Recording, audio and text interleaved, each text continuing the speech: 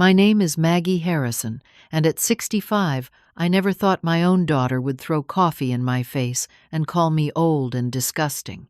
After decades of sacrificing everything for Amanda, watching that stale coffee drip down my cheeks became the moment that changed everything between us. What happened next shocked not only Amanda, but our entire family. Some might call it harsh, but sometimes love means setting boundaries that hurt. If you're watching this, drop a comment telling me where you're from, and hit subscribe if you've ever had to stand up for yourself against family. I spent 35 years of my life teaching 3rd grade at Oakwood Elementary. Those were some of the best years of my life, watching young minds blossom under my care. I met my husband Robert during my senior year of high school. He was the quiet boy who sat behind me in English class, always ready with a pencil when mine broke, or a kind word when I needed encouragement. We married right after college and built a simple but happy life together. Robert worked as an accountant at a local firm, never making a fortune but always making enough. We saved carefully for a house in a good school district and dreamed about having children. When Amanda finally came along after years of trying, we thought our family was complete. Life had other plans. When Amanda was just 10 years old, Robert started showing symptoms that worried me. His hand would shake when he reached for his coffee mug. He began forgetting little things like where he put his keys or the name of a colleague. The diagnosis came as a shock to both of us: early onset Parkinson's disease. The medical bills started piling up faster than we could pay them. Insurance covered some expenses, but many treatments were considered experimental or weren't fully covered. I picked up extra tutoring work on weekends while still teaching full-time. Robert tried to keep working, but as his condition worsened, he had to cut back his hours and eventually stop working altogether. Amanda was a bright child who excelled in school despite the shadow hanging over our home. She was 14 when she announced she wanted to become a lawyer, inspired by a school trip to the courthouse. I remember how Robert's face lit up with pride. That night, after Amanda went to bed, he made me promise that no matter what happened to him, we would find a way to give Amanda the education she deserved. I kept that promise even when it meant dipping into our retirement savings after Robert became bedridden. Amanda got accepted to Brown University with a partial scholarship, but the remaining costs were still substantial. I remortgaged our house to cover what the scholarship didn't. Those 4 years were some of the hardest of my life, juggling full-time teaching, caring for Robert, whose health declined rapidly, and trying to stay afloat financially. Amanda graduated with honors and went on to Harvard Law School. By then, Robert needed round-the-clock care. I took family medical leave and eventually early retirement to care for him myself, further reducing our income and retirement prospects. The money I'd saved over decades disappeared into medical bills, Amanda's education, and keeping our modest home from foreclosure. Robert passed away during Amanda's final year of law school. His last coherent words to me were, "You've done it, Maggie. You've given her wings. Now remember to take care of yourself, too." After his funeral, I felt adrift. The house that had once been full of love seemed too quiet, too empty. Amanda graduated and secured a position at Sullivan & Cromwell, a prestigious law firm in Boston. I was so proud watching her accept her degree, thinking of how Robert would have beamed seeing his daughter in her cap and gown. The years after Robert's death were challenging in ways I hadn't anticipated. Without his medical expenses, I thought I would finally catch my breath financially. But inflation and the costs of maintaining an aging home quickly ate away at my modest teacher's pension. The roof needed replacing. The furnace died during one particularly brutal winter. Each repair drained what little savings I had managed to rebuild. My own health issues began to surface, too. Arthritis made my morning routine increasingly painful. A minor heart condition required medication and regular doctor visits. Nothing life-threatening, but enough to remind me I wasn't getting any younger. When I finally made the difficult decision to sell our family home, the market had dipped. The sale barely covered the remaining mortgage and gave me a small cushion that wouldn't last long in today's economy. I was looking at small apartments when Amanda called with what seemed like the perfect solution. "Mom, I've been thinking," she said during one of our Sunday calls. "I have that big townhouse with the spare bedroom and bathroom that's just sitting empty. Why don't you move in with me? It would save you rent, and honestly, I'd love the company." The offer seemed too good to refuse. Amanda had purchased a beautiful 3-story townhouse in Beacon Hill, one of Boston's most exclusive neighborhoods. I had visited once before and marveled at the hardwood floors, granite countertops, and floor-to-ceiling windows overlooking the Charles River. It was the kind of place I could never afford on my own. "Are you sure, honey?" I asked, not wanting to impose. "I know how busy you are with work." Of course I'm sure, Amanda insisted. "It's silly for you to struggle when I have all this space. Plus, I'm at the office most of the time anyway. You'd be doing me a favor keeping the place lived in." I packed up what remained of my life into 4 suitcases and 2 small boxes of keepsakes. Amanda hired movers for my furniture, but most of it wouldn't fit in her already furnished home. I sold or donated nearly everything except my bedroom set and a few precious items that had belonged to Robert. The first week, living with Amanda was wonderful. She took 2 days off work to help me settle in something I knew was a significant sacrifice given her workload. We cooked dinner together and stayed up late looking through old photo albums. I felt a closeness I hadn't experienced with my daughter since before she left for college. "It's nice having you here, Mom," she said that first Sunday night. "I didn't realize how lonely this big place gets sometimes." I believed her. I truly did. Looking back, I wish I had paid more attention to the subtle shifts in her expression when I rearranged the decorative pillows on the sofa or used the expensive olive oil she kept for special occasions. The honeymoon period, as they say, was brief. Amanda's life revolved around her career and social standing. Her closet was filled with designer clothes that cost more than I made in a month as a teacher. She drove a Mercedes she parked in the private garage beneath the townhouse. Her friends were all similarly successful young professionals who spoke in a shorthand of exclusive restaurants, vacation destinations, and networking opportunities. I tried to make myself useful and unobtrusive. I kept my things confined to the guest room, cleaned up meticulously after myself, and offered to cook and do laundry. But no matter how careful I was, I could feel the dynamic between us changing. Amanda's beautiful home, despite all its luxury, never felt welcoming to me. I was a guest who had overstayed her welcome before I had even unpacked. The first sign of trouble came about 3 weeks after I moved in. Amanda mentioned she was hosting dinner for some colleagues from the firm. I offered to help prepare the meal, or at least set the table. "Actually, Mom," she said with an awkward smile, "I was thinking it might be better if you had dinner in your room that night. These are senior partners, and the conversation will be all legal shop talk. You'd be bored." I agreed, not wanting to be difficult. That evening, I sat in my room with a tray of food, listening to the laughter and conversation drifting up from below. It felt like being back in my childhood home, banished to my room while the adults had their party, except I was 65 years old. Soon after, I met Jordan, Amanda's boyfriend. He worked as an investment banker and shared Amanda's taste for luxury and status. He was handsome in that polished way that speaks of expensive haircuts and tailored suits, but there was something in his eyes that made me uneasy. When Amanda introduced us, he shook my hand with a smile that never reached those eyes. "Amanda's told me so much about you," he said. though his tone suggested whatever she had shared wasn't particularly complimentary.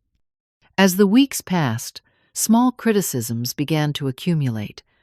I used the guest towels in the bathroom instead of the regular towels, not realizing there was a difference. "Mom, the blue towels are for guests," Amanda said, with exasperation. "They cost $300 each. You can't just use them for everyday showers." I apologized and made sure to only use the designated everyday towels thereafter, though they looked identical to me apart from the color. Then there was the dinner party incident.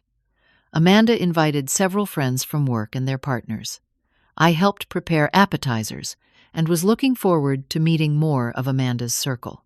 During dinner, one of the women, Stephanie, asked what I used to do before retirement. "I was an elementary school teacher," I said proudly. "Third grade for 35 years. "How adorable," Stephanie replied with a smirk. "Teaching little kids their ABCs. I could never have the patience. I can barely tolerate my own for more than a weekend." Actually, I began to explain third grade curriculum is quite advanced. We covered complex reading, comprehension, multiplication, and division science. Mom Amanda interrupted, "Nobody wants a lecture on elementary education. Stephanie's son is at Phillips Exeter Academy. He's studying calculus."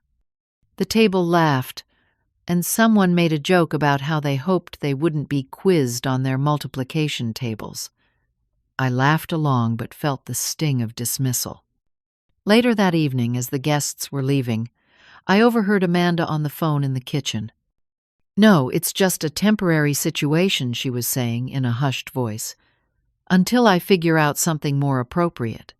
"Yes, exactly. Not ideal for someone at my level, but family obligation, you know." I slipped back upstairs before she could see me, my heart heavy with the realization that I was a problem to be solved rather than a loved one to be treasured. The restrictions began to multiply. Amanda suggested I avoid using the living room when she might have unexpected visitors from work. Jordan began staying over more frequently and hinted that I should eat dinner earlier so they could have date nights without interruption.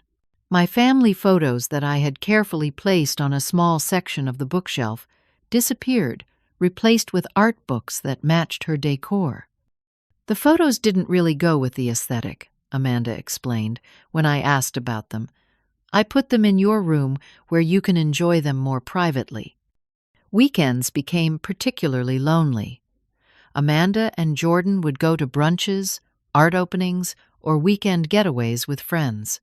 Invitations to join them never materialized, and my tentative suggestions about coming along were met with quick excuses. "It's a work thing, Mom. The restaurant is very exclusive. They wouldn't have space for an extra person. You wouldn't enjoy it. There's a lot of walking involved." When I tried to discuss how I was feeling, Amanda accused me of being overly sensitive. "You're reading too much into things," she said dismissively. "I'm working 60-hour weeks and trying to make partner. I don't have time to manage your feelings, too." I reached out to some old friends from the teaching days, but many had moved away to be closer to their own children or to retire somewhere warmer. The few who remained lived in our old neighborhood, now a 40-minute drive away. Without a car in Boston, social visits became complicated arrangements involving public transportation or expensive ride-shares. My world began to shrink. I spent more time in my room, coming out mainly when Amanda was at work. I found myself tiptoeing around the townhouse that was supposedly now my home, afraid of disturbing anything or being perceived as taking up too much space. The bathroom counter, once cluttered with my moisturizers and medications, was cleared until only a single toothbrush and face wash remained visible. Everything else I kept in a basket I carried back and forth from my room. One evening, I came downstairs to find Amanda and Jordan looking at something on her laptop at the kitchen island. They quickly closed it when they saw me. "Just house hunting," Amanda said with a tight smile. "Jordan's thinking of investing in some property." It wasn't until later that week, when Amanda left her laptop open while taking a call, that I glimpsed what they had really been looking at: listings for retirement communities and assisted living facilities. I was still capable and independent. Yes, my arthritis made some days more difficult than others, but I could care for myself perfectly well. The idea that they were planning my next move without even consulting me felt like a betrayal deeper than any criticism. That night, lying in bed, I finally acknowledged what I had been avoiding. I was lonely in a way I had never been, even after Robert died. At least then, I had been surrounded by our shared memories in a home that felt like mine. Here I was a tolerated inconvenience, in a space where I held no power and commanded no respect. I had given Amanda everything, sacrificed my financial security and personal dreams for her future. Now it seemed I was expected to disappear quietly into whatever corner she deemed appropriate for an aging mother who no longer fit her carefully curated life. As summer turned to fall, Amanda's criticisms became more direct and cutting. What began as subtle suggestions about my clothing or habits evolved into outright insults.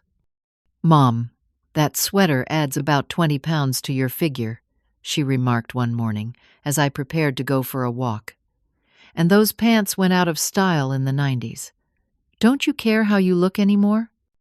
Her comments about my appearance grew increasingly frequent. She pointed out every new wrinkle suggested creams for the age spots on my hands, and once left a brochure for cosmetic procedures on my dresser, just as something to think about. One Saturday morning, Amanda announced she needed me to accompany her to a charity fundraiser hosted by her law firm that evening. "Susan's mother will be there," she explained, referring to one of the partners. "It would look good if I brought you. Just wear something conservative. That navy dress may be the one with the jacket." I felt a small surge of hope at being included and spent extra time getting ready. I wore the suggested outfit, applied makeup carefully, and even used the expensive perfume Amanda had given me last Christmas. The event was held at an elegant hotel downtown. As we entered the ballroom, Amanda kept a light hand on my elbow, steering me toward a table near the back. "Let me introduce you to everyone first," she said. "Then you can sit here while I network." I met Susan and her mother, an elegant woman in her 70s who had served as a judge before retirement. We had a pleasant conversation about her gardening hobby until Amanda returned clearly agitated. "Mom, did you tell Judge Harrington you taught special education?" she demanded in a harsh whisper. "No," I replied, confused. "I mentioned I had accommodated diverse learning needs in my regular classroom, that some of my most rewarding teaching experiences were with children who needed different approaches." Amanda's face tightened. "She's telling everyone, you were a special ed teacher. That's not the same as a regular teacher. People are getting the wrong impression." "I don't see how that's a problem," I said, hurt by her reaction. "Special education teachers are incredible professionals who—" "Just stop talking about teaching altogether," Amanda interrupted. "In fact, I think you should go home. You're obviously tired, and I need to focus on making connections tonight." "But we just arrived," I protested, aware of Susan watching our interaction with interest. "I've called you a car," Amanda said firmly, handing me her phone to show the rideshare app. "It's already on its way." I left the event fighting back tears, humiliated by being dismissed like a misbehaving child. The driver asked if I was okay, and I nodded, unable to speak around the lump in my throat. When Amanda returned home that night, she acted as if nothing had happened.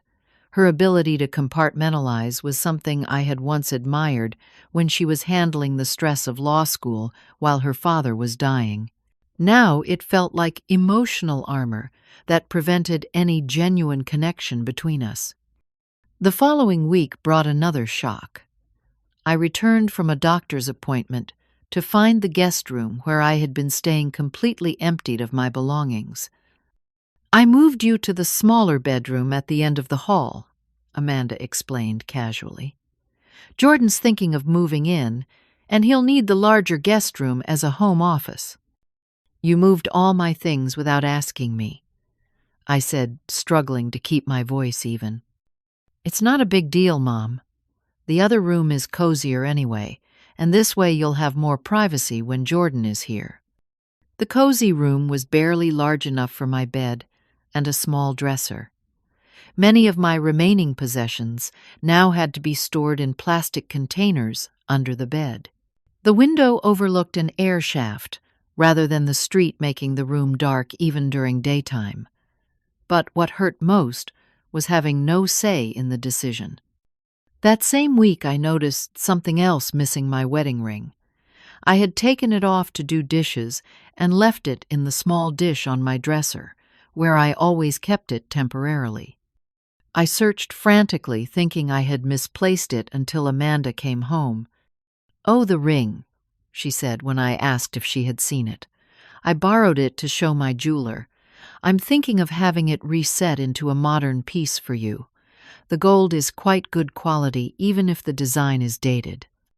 "You took my wedding ring without asking." I couldn't believe what I was hearing. "It's just sitting in your jewelry box most of the time," Amanda shrugged. "I thought you'd be happy about getting something new and wearable out of it." "I want it back exactly as it is," I said, my voice shaking. "That ring is not yours to redesign." She rolled her eyes but returned it the next day, clearly annoyed by what she perceived as sentimentality. My 65th birthday passed without acknowledgement. Amanda was busy celebrating Jordan's promotion at work, and the milestone slipped her mind entirely. I spent the day alone, looking through old cards Robert had given me over the years, allowing myself to cry for the first time since moving in with Amanda. The following weekend, while looking for a spare blanket in the hall closet, I found a stack of brochures for assisted living facilities. Some had been marked with sticky notes. "Good value. Close to office, Medicaid accepted."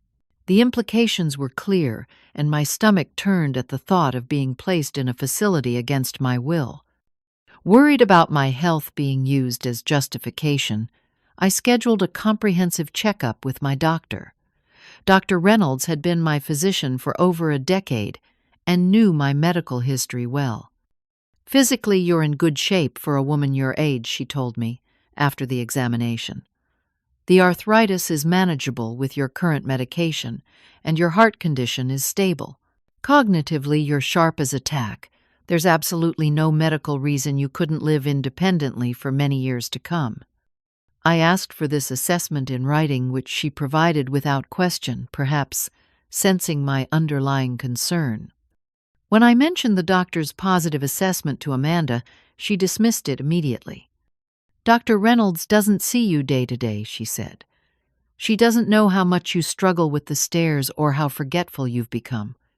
"I'm not forgetful," I protested.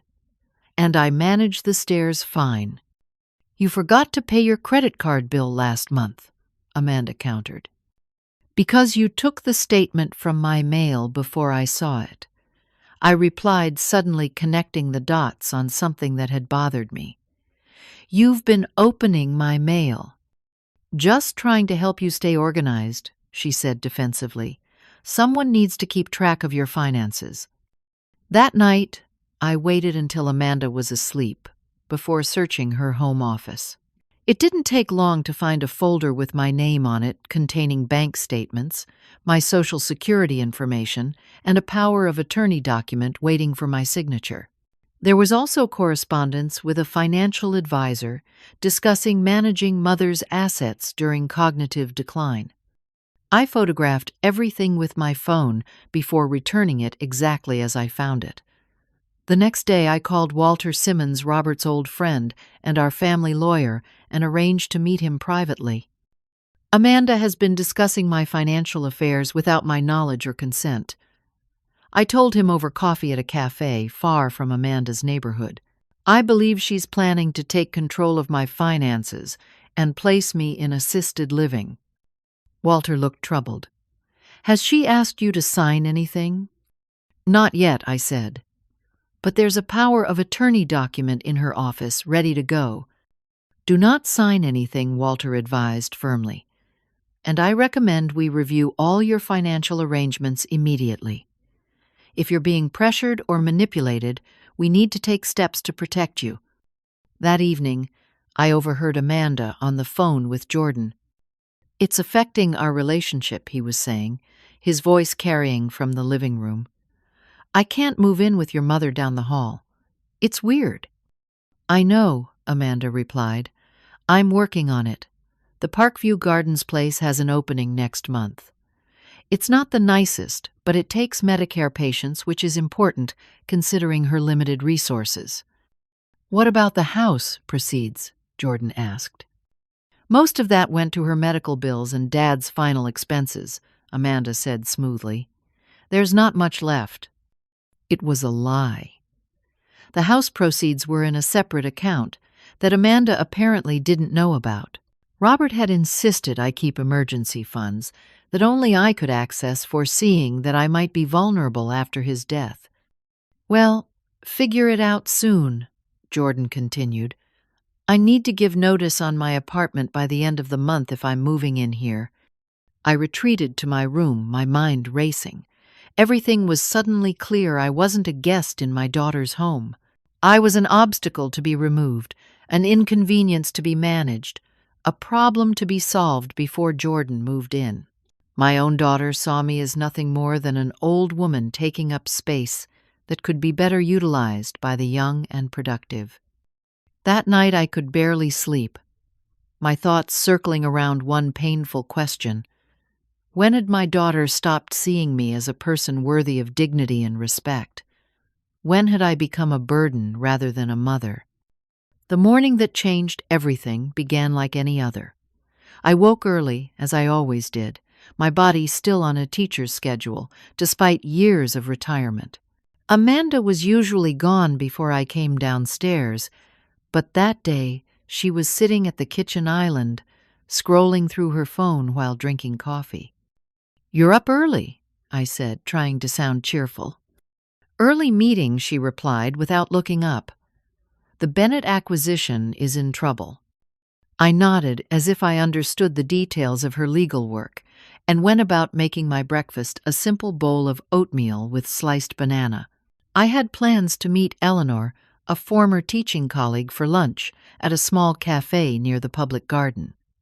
It would be the first time I'd seen her since moving in with Amanda, and I was looking forward to catching up. "I'm meeting Eleanor for lunch today," I mentioned, as I sat down at the counter with my oatmeal. Amanda glanced up briefly. "Eleanor?" "We taught together at Oakwood. She retired the same year I did." Amanda replied, clearly uninterested. Then her eyes flickered over my outfit, a comfortable pair of slacks and a cardigan I'd laid out the night before. "You're not wearing that, are you?" "What's wrong with what I'm wearing?" I asked, looking down at my clothes. "Those pants are stretched out at the knees, and that sweater has a stain on the sleeve," Amanda said. "You can't go out looking like that. It's embarrassing." I examined my sleeve and found a tiny coffee spot I'd missed. "I'll change the sweater," I conceded. Amanda sighed dramatically. "Mom, don't you think maybe you're getting a bit old for these little outings? Boston isn't like your small suburb. The streets are uneven, there's traffic. It's easy to get lost." "I'm perfectly capable of meeting a friend for lunch," I said, keeping my tone light despite my rising irritation. "I navigated this city for years while your father was at Massachusetts General for treatments." "That was different," Amanda insisted. "Dad was with you most of the time, and that was years ago. Things change." You've changed." "What does that mean?" I asked, putting down my spoon. "It means you're not as young as you think you are. You should act your age and accept certain limitations." The casual cruelty of her words stung. "There's no age limit on having lunch with a friend," I said. "There should be a limit on making yourself look foolish," Amanda snapped. "Last week you wore that awful floral dress to get the mail, and Mrs. Abernathy from next door asked if you were my mother. Do you know how embarrassing that was?" "I am your mother," I said quietly. "Why would that embarrass you?" "Because you looked like you got dressed at a thrift store," she exclaimed. "I have a reputation in this neighborhood. People know I'm on track for partner. How do you think it looks when my mother shuffles around, looking like a bag lady?" "I don't shuffle," I protested, hurt deepening into anger. "And there's nothing wrong with my clothes." "Everything is wrong with your clothes," Amanda said, her voice rising. "Everything is wrong with this whole situation. This isn't working, Mom. You hovering around all the time, using my things, embarrassing me in front of my colleagues and neighbors." "I've tried to be unobtrusive," I said. "I've stayed out of your way, kept to my room when you have company, never touched your precious towels after that first mistake." "It's not enough." Amanda stood up, her coffee cup clenched in her hand. "You're just like all these faded, worthless antiques you insist on keeping. Outdated, useless, taking up space that could be filled with something valuable." I stared at my daughter, shocked by the venom in her voice. In that moment I didn't recognize her as the little girl I had raised, the teenager I had supported through her father's illness, or the young woman whose dreams I had sacrificed everything to fulfill. "You're old and pathetic," Amanda continued, her face contorted with a disgust that seemed to have been building for months. "And I'm tired of pretending otherwise for the sake of filial duty." Before I could respond, she flung the contents of her coffee mug directly into my face. The lukewarm liquid left sitting too long on the counter splashed across my cheeks and dripped down onto my cardigan. "That coffee looks just like your face. Old and disgusting," she spat. Time seemed to slow down. I felt each drop of coffee sliding down my skin, soaking into the collar of my sweater. The kitchen was utterly silent, except for Amanda's angry breathing and the soft patter of liquid hitting the floor. In that suspended moment, a memory surfaced with perfect clarity. Robert's face, gaunt but peaceful in his hospital bed during his final days. "Never let anyone diminish your worth, Maggie," he had whispered. "Not even Amanda. Especially not Amanda." I hadn't understood what he meant then. I did now. I didn't cry. I didn't raise my voice. I simply reached for a paper towel and methodically wiped the coffee from my face. "Are you done?" I asked calmly. My composure seemed to unnerve Amanda more than any emotional outburst would have. She took a step back, the empty mug still clutched in her hand. In that moment of clarity, I saw the truth I had been hiding from myself. This relationship had become toxic, harmful to both of us. Amanda saw me as a burden to be managed rather than a mother to be loved. And I had allowed it, making myself smaller and less visible in a misguided attempt to earn the affection that should have been freely given. No more. Robert had been right. It was time to reclaim my dignity, whatever the cost. I placed the coffee-soaked paper towel on the counter and looked directly at Amanda. My voice when I spoke was steady and clear. "This isn't your house, Amanda. It's mine." She blinked confusion, replacing anger on her face. "What are you talking about? I bought this townhouse 2 years ago." "No," I said. "Your father bought it through his family trust before he died. He put it in my name, with provisions for you to live here rent-free while establishing your career. The trust pays the property taxes and maintenance costs. I'm the legal owner." The color drained from Amanda's face. "That's not possible. I make the mortgage payments every month. You make payments to the trust, I corrected her, not to a bank. There is no mortgage. The townhouse was purchased outright with the insurance money from your father's policy. You're confused, Amanda said, but uncertainty had crept into her voice. You're getting things mixed up again. I'm not confused about this, I said. I discovered the property documents last week while looking for my missing financial statements, the ones you've been taking from my mail.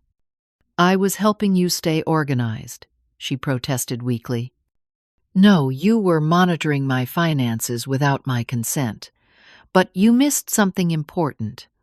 Your father never trusted that your ambition would leave room for compassion. He wanted to ensure I would always have a home even if you and I had a falling out. I don't believe you, Amanda said, but her voice had lost its conviction. Call Walter Simmons, I suggested. He executed the trust. He can explain the legal details better than I can. Amanda stared at me, then reached for her phone. Her hands trembled slightly as she dialed. I could hear Walter's voice answering on the other end. Walter, it's Amanda Harrison, she said, struggling to sound professional. My mother is making some claims about the ownership of my townhouse that I need to verify. I couldn't hear Walter's exact words, but Amanda's face told me everything I needed to know. She paled further as he spoke occasionally, trying to interrupt with questions or objections. After several minutes, she ended the call and placed the phone on the counter as if it had burned her. He says the property is held in the Robert Harrison Family Trust, Amanda said slowly, with you as the primary beneficiary and trustee. That's correct, I confirmed.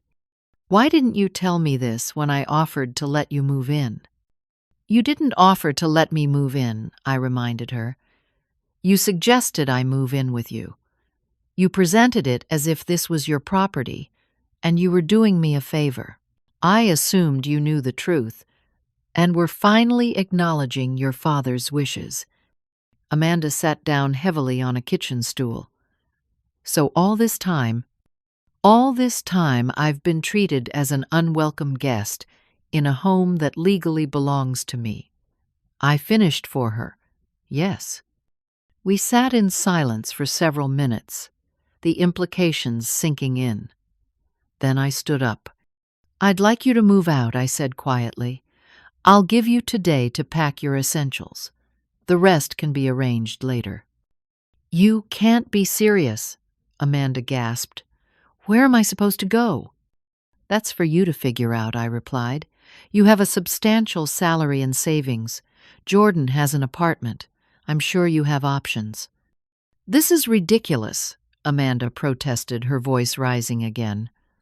I'm not leaving my home because of some technicality in Dad's will that you've suddenly decided to enforce. It's not a technicality, I said. And after what happened this morning, I think it's best for both of us to have some distance. Because of a little coffee, Amanda scoffed. Don't be so dramatic. Because you called me old and pathetic and threw coffee in my face, I corrected her. Because you've been systematically undermining my independence and dignity for months, because you were planning to put me in assisted living, against my will, while living in a home that belongs to me. Amanda had no response to that. She stared at me as if seeing me clearly for the first time in years. I have an early meeting, she finally said, gathering her purse and phone. We'll discuss this tonight when I get home. Your things will be packed when you return, I said calmly. I'll call a locksmith after you leave. You wouldn't dare, she said, but there was uncertainty in her eyes. I would and I will, I assured her. That's enough, Amanda. This ends today.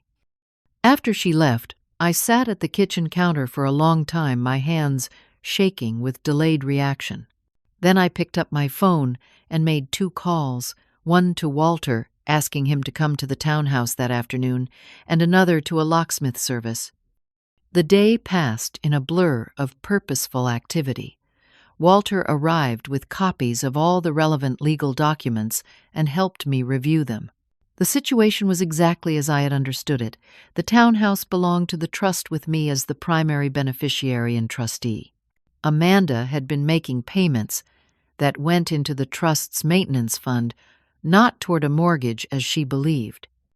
Robert set this up during his final months, Walter explained gently. He was worried about your financial security after he was gone. Amanda was still in law school, focused entirely on her career. He wanted to ensure you would always have a home, regardless of how your relationship with Amanda evolved. He was more prescient than I gave him credit for, I said sadly. Robert always had good instincts about people, Walter agreed. Even his own daughter. When the locksmith arrived, Walter stayed to explain the situation. With proof of ownership in hand, changing the locks proceeded without complication. I paid extra for the work to be completed by late afternoon. Next came the difficult task of packing Amanda's personal belongings. I was methodical, careful with her things, despite everything that had happened. Clothes were folded neatly into suitcases. Personal items were wrapped in tissue paper and placed in boxes. I worked through lunch and into the afternoon, forcing myself to focus on the task rather than the emotional implications of what I was doing. By 5 o'clock, the essentials of Amanda's life were packed and waiting in the foyer. I had changed into fresh clothes, made myself a cup of tea, and settled in the living room to wait Walter at my side for moral support. At 6:30, I heard a key in the lock, followed by confusion and then increasingly frustrated attempts to open the door. Finally, the doorbell rang repeatedly. Walter squeezed my hand reassuringly as I went to answer it. Amanda stood on the doorstep, her expression a mixture of disbelief and fury. Jordan was beside her, looking bewildered. "You changed the locks," she demanded. "Have you completely lost your mind?" "No," I said. "I've finally found clarity. Your things are packed in the foyer. Jordan can help you carry them to the car." "This is insane," Amanda sputtered. "You can't just throw me out of my own home." "It's not your home," I reminded her. "The legal documents are on the hall table, if you'd like to review them. Walter is here to answer any questions." Jordan peered past me into the house. "What's going on, Amanda?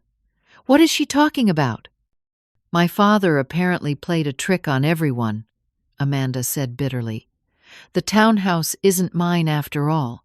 It belongs to a family trust, controlled by my mother." "That's not a trick," I corrected. "That's a father protecting his wife's future." "So you're really throwing your own daughter out on the street?" Amanda asked, her voice rising enough that I noticed curtains twitching in the neighboring townhouse. "I'm asking you to leave a property that belongs to me after months of emotional abuse, culminating in you throwing coffee in my face and calling me pathetic." I clarified loud enough for any listening neighbors to hear. "There's a difference." Jordan looked at Amanda with new uncertainty. "You threw coffee at your mother." "It wasn't like that," Amanda protested. "She's exaggerating." "I have the stained sweater, if you'd like to see it," I offered. Jordan took a small step away from Amanda. "I think I should stay out of this family situation," he said carefully. "A wise decision," Walter commented, appearing behind me. "Miss Harrison, I have the relevant documents here if you'd like to review them. I can also recommend a hotel nearby if you need temporary accommodation." Amanda looked from Walter to me then, to the packed suitcases visible in the foyer. The reality of the situation was finally sinking in. "You're really doing this," she said quietly. "After everything I've done for you." "What exactly have you done for me, Amanda?" I asked. "Criticized my appearance. Hidden my mail plan to put me in a nursing home while living in my house. Please tell me what I should be grateful for." She had no answer. After a long moment, Jordan awkwardly moved past me to retrieve the suitcases while Amanda stood frozen on the doorstep. "Your other belongings can be collected later by appointment," I said. "Walter will coordinate that with you or your representative." "Mom," Amanda finally said, her voice smaller now. "Where am I supposed to go?" For a moment my resolve wavered. She looked so young suddenly, so much like the little girl who had once run to me with skinned knees and broken toys, trusting me to make everything better. But then I remembered the coffee dripping down my face, the cruel words, the months of diminishment and disrespect. "That's enough," I said firmly. "This ends today. You'll figure it out, Amanda. You're resourceful and well paid. You'll be fine." I closed the door gently, but firmly cutting off whatever she might have said next. Through the peephole, I watched as Jordan loaded the suitcases into his car. Amanda stood on the sidewalk staring at the closed door, as if she couldn't quite believe what had happened. Finally, they drove away. Only then did I allow myself to sink to the floor, my back against the door, and weep for everything that had been lost. That first night alone in the reclaimed townhouse was one of the strangest of my life. The space felt both foreign and familiar, filled with expensive furnishings chosen by Amanda, but now legally mine. I wandered from room to room, touching surfaces, opening drawers, reacquainting myself with a space I had occupied but never inhabited. Sleep eluded me. I lay awake in the master bedroom, which I had moved into, immediately half expecting to hear Amanda's key in the lock or her angry voice demanding entrance. My phone buzzed repeatedly with texts and voicemails that I couldn't bring myself to read or listen to yet. Morning brought a strange sense of liberation, mingled with grief. I made coffee in the gourmet kitchen, using the expensive beans Amanda had always rationed carefully. I sat by the floor-to-ceiling windows overlooking the Charles River and watched the sunrise paint the water golden. This was my home now. Not a space I was grudgingly permitted to occupy, but my home by right. Walter arrived mid-morning with bagels and a folder full of financial documents. "Time to take full inventory of your situation," he said kindly. "Robert wanted you to be secure, but there are some complications we need to address." Together we reviewed my financial landscape. The trust that owned the townhouse was separate from my personal finances. It contained enough funds for property taxes and maintenance for approximately 20 years, assuming normal inflation. My teacher's pension provided modest but reliable monthly income. Social Security added another layer of support. "There's something else," Walter said hesitantly. "Amanda has been accessing your personal accounts. There are withdrawals and transfers that seem irregular."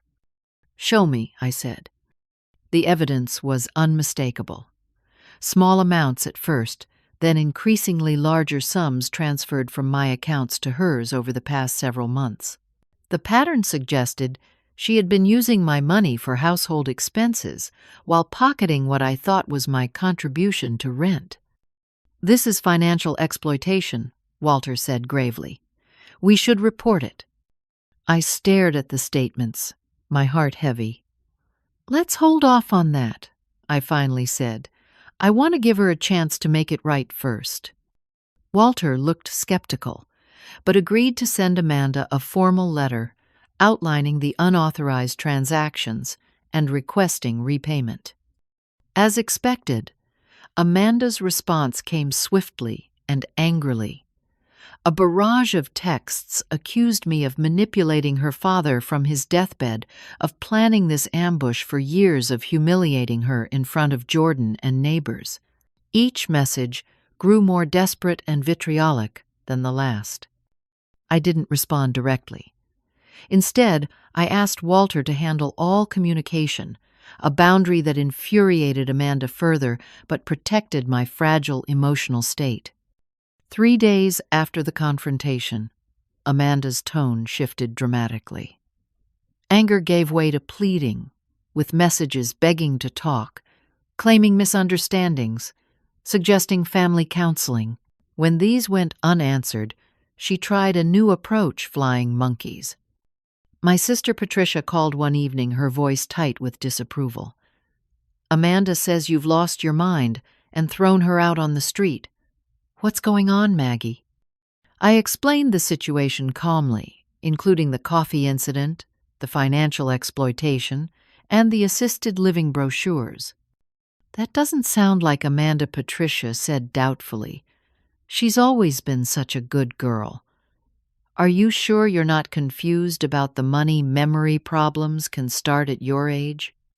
"My memory is fine," I said firmly, "and I have bank statements and legal documents to prove everything I'm saying."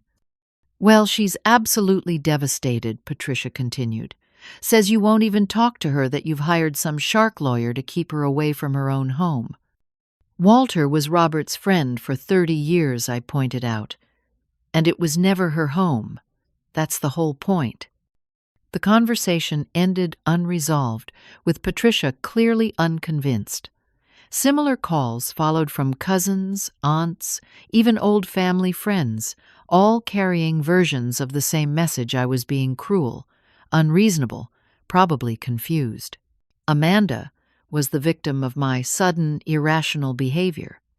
I realized we needed a family meeting with all the evidence laid out clearly.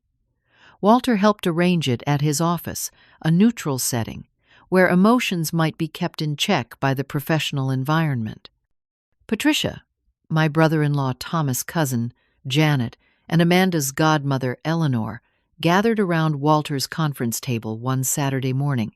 Amanda was invited but chose not to attend, sending instead a brief statement claiming she was too emotionally distraught to face me.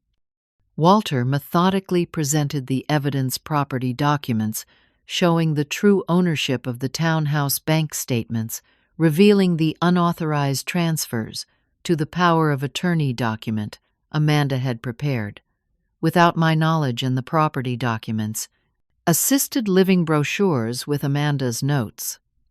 I showed them the stained sweater preserved in a plastic bag and recounted the coffee incident in detail.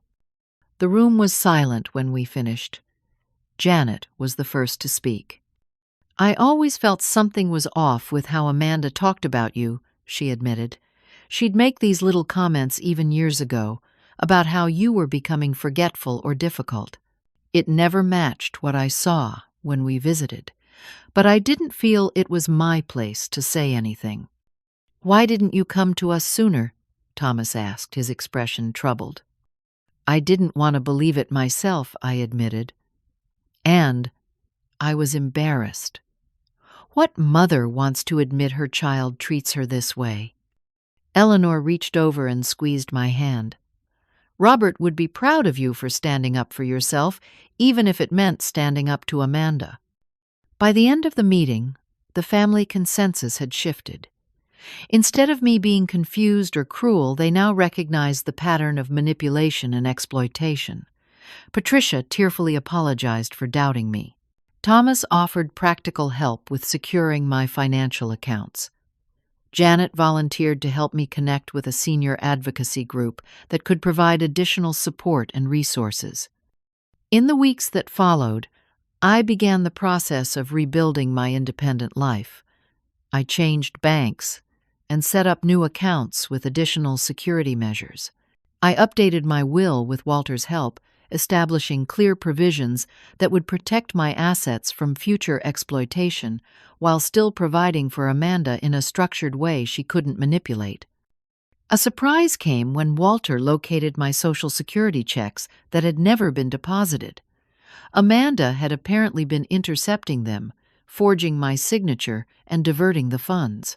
This discovery crossed a line I couldn't ignore, and with Walter's guidance, I filed a formal report of financial exploitation with the Elder Services Division of the District Attorney's Office.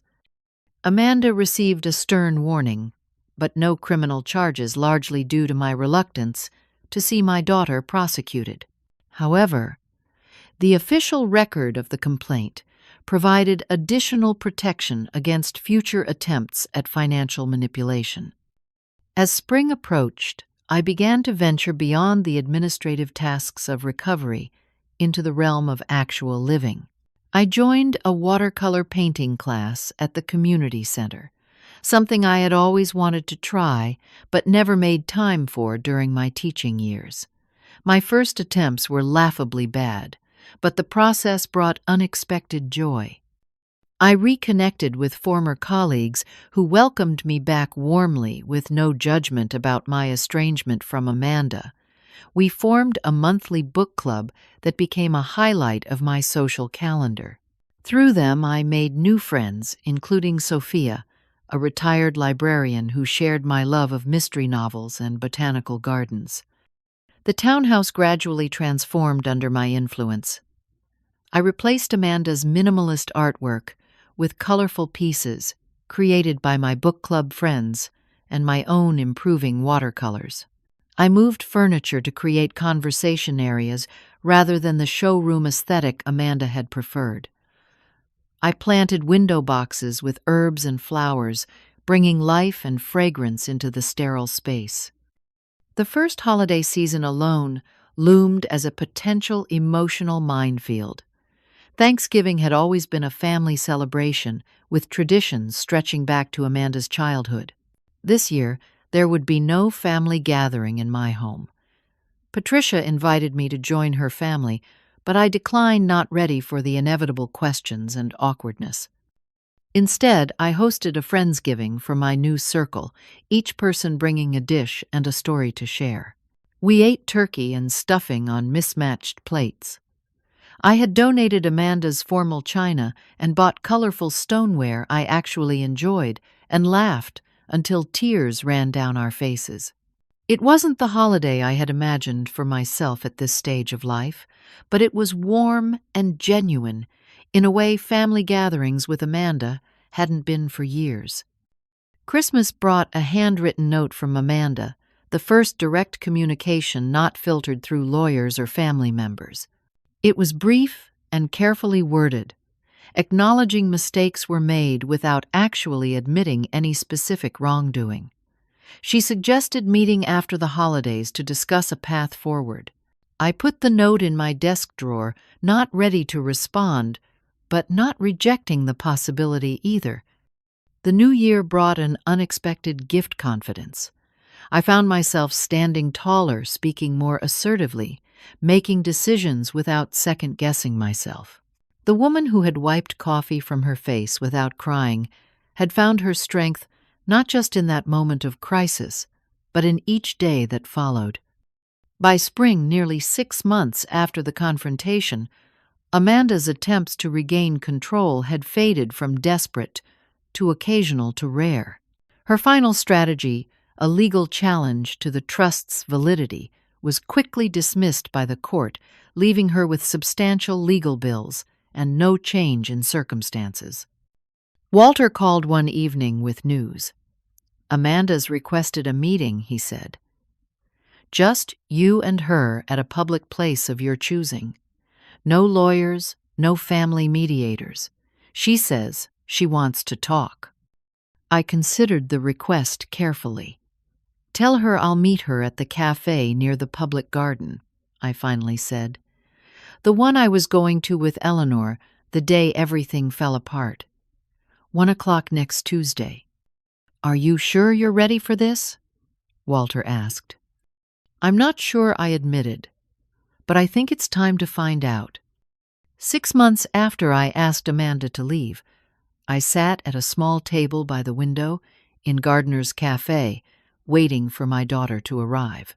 The cafe was busy enough to provide background noise, but not so crowded that our conversation would be overheard.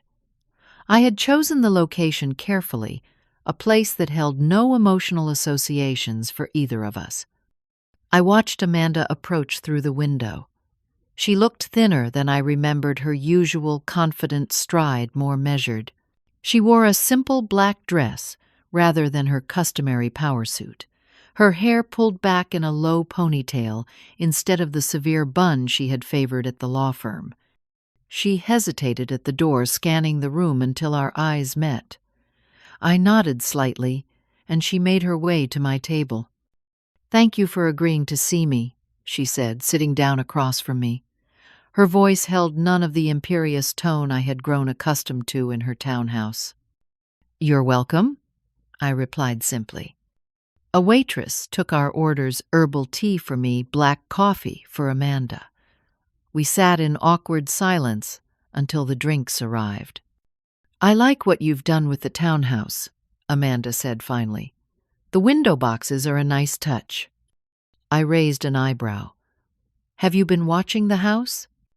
She looked down at her coffee. "I've driven by a few times. Not stalking, just. I don't know. Checking that it's still there, maybe." "It's still there," I confirmed. "And yes, the herbs in the kitchen window are doing particularly well." Another silence stretched between us, broken only when Amanda took a deep breath and placed her hands flat on the table. "I've been in therapy," she said abruptly. "Twice a week since February. It was Jordan's idea, actually, before he broke things off." This was news. "I'm sorry to hear about Jordan," I said, and meant it despite everything. "Don't be. He was right to end it. He said he couldn't be with someone who would treat their mother the way I treated you." She traced the rim of her coffee cup. He asked what guarantee he had that I wouldn't treat him the same way when he no longer served my purposes. I sipped my tea, letting her words hang in the air between us. "My therapist thinks I have narcissistic tendencies," Amanda continued. "Not full-blown NPD, but enough traits to have damaged my relationships. She says it likely developed as a coping mechanism during Dad's illness, when I felt I had to be perfect and successful to make up for everything the family was losing." "That makes sense," I said carefully. "You were young to face such difficult circumstances." "It's not an excuse," Amanda said quickly. "Just a possible explanation. I'm still responsible for my choices and actions." It was more self-awareness than I had expected. I nodded acknowledgement, but offered no absolution. "I've also been working with a financial counselor," she went on. "I've set up a payment plan to repay everything I took from your accounts. Walter should have sent you the first installment last week." "He did," I confirmed. "Thank you for that." Amanda looked up, meeting my eyes directly for the first time. "I want to apologize, Mom. What I did was inexcusable. The things I said to you, the way I treated you in what was actually your house, the coffee incident." She swallowed hard. "I've been trying to understand why I acted that way, and the best I can come up with is that I was terrified of aging, of decline, of ending up like Dad. Seeing you getting older forced me to confront my own mortality, and instead of dealing with that fear, I projected it onto you as contempt." It wasn't a complete explanation, but it had the ring of truth. The vulnerability in her expression reminded me of the little girl who had once come to me with skinned knees looking for comfort and reassurance. But I wasn't ready to offer that comfort yet. 6 months of independence had taught me the value of boundaries and the danger of rushing back into toxic patterns. "I appreciate your apology," I said carefully. "And I'm glad you're getting help. That's an important step." "Can we try again?" Amanda asked, her voice small. "Not living together, obviously, but maybe regular lunches or something. I miss you, Mom." I considered her request, weighing my lingering hurt against the possibility of reconciliation. "We can try," I said finally. "But it needs to be different this time. I need respect, honesty, and clear boundaries." "I understand," she said quickly. "Whatever you need." "What I need is time," I told her. "This lunch is a start, but trust will take longer to rebuild." Amanda nodded disappointment, visible in her eyes, but acceptance too. I can work with that. We finished our drinks, talking about neutral topics. Her new apartment in Cambridge, my watercolor class, the unusually warm spring weather. It wasn't comfortable exactly, but it wasn't hostile either. A beginning, perhaps, of something new, rather than an attempt to recapture what had been lost. As we prepared to leave, Amanda hesitated. "Can I ask you something? Why didn't you press charges for the financial exploitation?" Walter said. "You could have that there was enough evidence." I thought carefully before answering. Because punishment wasn't my goal. Security and independence were. And because despite everything you're still my daughter. Her eyes filled with tears. I didn't deserve that mercy. Probably not, I agreed. But mercy isn't about deserving. It's about choosing something better than justice when the opportunity arises. We parted with an awkward hug, both of us holding back, both of us trying. I watched her walk away, her shoulders straighter than when she had arrived, as if some burden had been lightened. The townhouse felt particularly peaceful when I returned home. I watered my herbs, prepared a light dinner, and settled into my favorite chair by the window with a new mystery novel. My phone buzzed with texts from my book club friends checking how the meeting with Amanda had gone. Their concern warmed me a reminder that I was surrounded by people who genuinely cared about my well-being. In the months since reclaiming my home and my independence, I had discovered an unexpected truth. Standing up for myself had improved all my relationships, not just the one with Amanda. Cousin Janet confessed she had always seen Amanda's manipulative behavior, but felt helpless to intervene. My sister Patricia and I grew closer than we had been in years now, that I was no longer diminishing myself to accommodate Amanda's ego. Even more surprising were the new connections I'd formed. My volunteer work at the senior center had introduced me to dozens of older adults facing challenges similar to mine. Many had stories of children or relatives who saw them as burdens rather than people who made decisions for them, rather than with them who valued their assets more than their autonomy. Together we formed a support group that met weekly, sharing resources, strategies, and encouragement. I discovered I wasn't alone in my experiences, and that knowledge was both saddening and empowering. Saddening that so many elders faced similar disrespect, empowering that we could unite to advocate for ourselves and each other. Walter helped us connect with legal aid services specializing in elder issues. We organized workshops on financial security advance directives and recognizing the warning signs of exploitation. I found myself speaking publicly about my experiences, my teacher's voice returning stronger than ever as I helped others understand their rights and options. Looking back over the past year from the morning coffee dripped down my face to this peaceful evening in my reclaimed home, I recognized how completely my life had transformed. The pain of Amanda's betrayal would never fully disappear, but it had been balanced by unexpected gifts, genuine friendships, renewed purpose, and a deeper understanding of my own resilience. I had learned that self-respect doesn't diminish with age, that true love requires mutual dignity rather than one-sided sacrifice, that sometimes the kindest thing we can do for ourselves and others is to say simply and firmly, "That's enough." The path forward with Amanda remained uncertain. Today's lunch was just one step on what would likely be a long and winding road. But whatever happened between us, I knew I would be okay. Better than okay. I would be Maggie Harrison, 65 years young, painter, reader, friend, advocate, survivor. And that, I decided, as I turned the page of my novel, was more than enough. Have you ever had to stand up to a family member who was mistreating you? Or have you witnessed someone you care about being taken advantage of? I'd love to hear your stories and how you handled similar situations. Remember to like this video if it resonated with you. Subscribe if you want to hear more stories of standing up for yourself, and share with anyone who might need encouragement to set healthy boundaries with family. Thank you for listening, and remember that it's never too late to reclaim your dignity and peace.